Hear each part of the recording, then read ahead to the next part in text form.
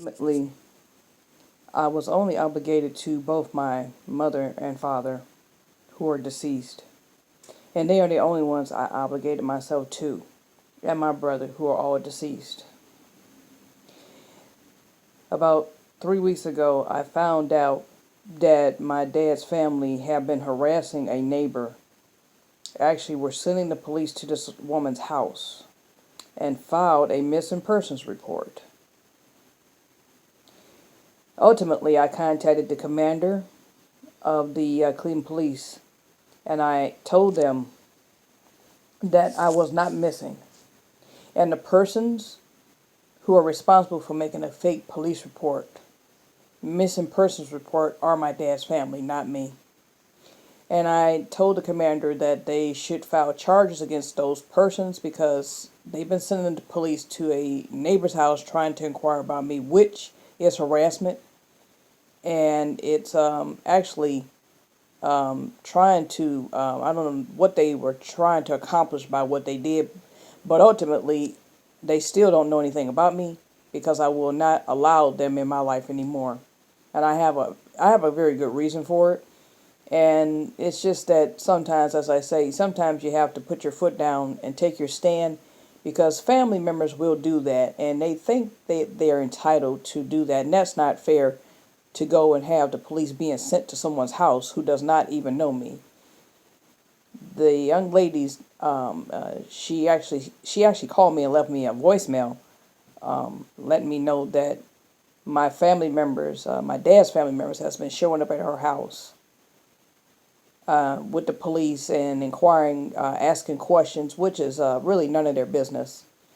And anybody who does that is really, that goes to show you how far some people will try to manipulate and control and dominate someone else, that's a sick-minded tactic that somebody uses to try to find out information about you. And there are a lot of people who are actually missing. And I mean, there are persons that family members have never seen or heard from ever again in life. And their families are beside themselves with grief and worry about a family member or a person that they haven't seen or heard from. And yet my dad's family filed a fake missing persons report on me, and it backfired.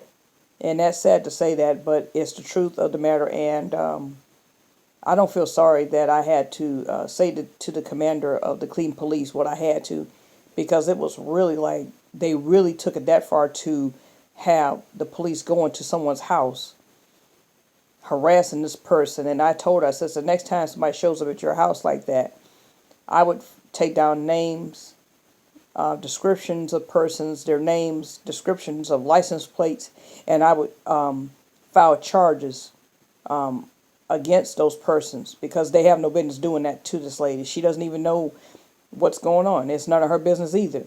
But when I contacted her back, I let her know that if anybody shows up at her house again, no matter who they are, they were told to stop showing up unannounced at my father's house, at his address, 6 months ago.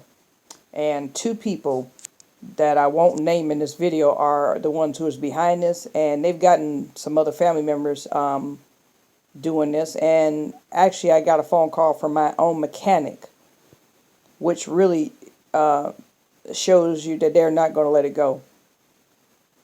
But they have no reason to do that to someone. If you don't want to be bothered with your parents, relatives, or family members, you have that right. You're not obligated to explain yourself, where you're at, are you alive, or whatever, because it's none of their business. You do not have to hold yourself accountable to those persons. And that's exactly what my dad's family has done to me. And it drove a further wedge between me and my family. And that's not going to change. That's not going to undo the damage and the fact that my father is now deceased. It's not going to change the fact that these people have been trying to push themselves into my life. And I'm not close to them. And I'm certainly not going to be close to them after what I found out about 3 weeks ago. That is something that's not something that's ever going to be forgiven. It will be, but it will only be that one of us one of us will be dead. One of us will actually be deceased before it's forgiven. Whether it's one of them or myself. But it doesn't make any difference. But unfortunately, as I say, this is a sobering reminder to people of how many people have relatives who are actually missing, and they've never seen or heard from them ever again, and they are actually missing. My dad's family actually filed a missing persons report on me, and I had to tell the police that I'm not the one who filed the police report, but the persons who did, they filed a fake, bogus police report, and that was just the stupidest thing. That goes to show you how far the manipulation and control is, to call themselves trying to be so concerned about me. Well, if they all worry themselves, it doesn't make me any difference, because I made it very clear that I am trying to get on with my life, and no matter whatever happens to me in my life, it's none of their business.